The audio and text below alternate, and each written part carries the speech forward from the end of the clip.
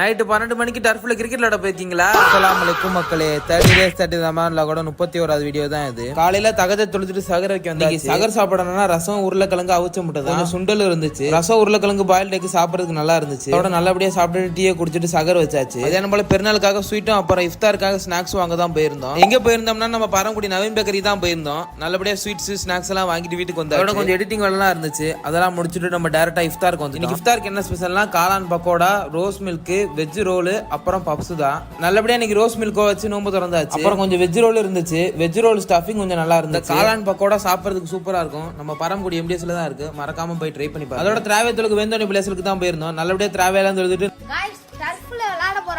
நாங்களும் எங்க பசங்களோட சேர்ந்து கிட்டத்தட்ட 10 பேர் கிரிக்கெட் விளையாட போயிருந்தோம். இந்த டர்ஃப் பரமக்குடி அரிசிமா ஸ்கூல்ல தான் இருக்கு. இந்த டர்ஃபை பத்தின வீடியோ வேணுமான்னு மறக்காம கமெண்ட் பண்ணுங்க. அவ்வளவுதான் गाइस, இந்த சீரிஸ் இன்னையோட கம்ப்ளீட் ஆகுது. அடுத்த இயரும் கண்டிப்பா இந்த சீரிஸ் போடுவோம். இந்த மாதிரி என்ன சீரிஸ் போடலாம்னு மறக்காம கமெண்ட் பண்ணுங்க. இந்த மாதிரி வீடியோஸ் பார்க்க நம்ம கனிலா ஸ்டோன்ல இன்ஸ்டாகிராம், ஃபேஸ்புக்ல பாத்தீங்கன்னா ஃபாலோ பண்ணிக்கோங்க. யூடியூப்ல பாத்தீங்கன்னா சப்ஸ்கிரைப் பண்ணிக்கோங்க. நம்ம அடுத்த vlogல பார்க்கலாம். தேங்க்யூ.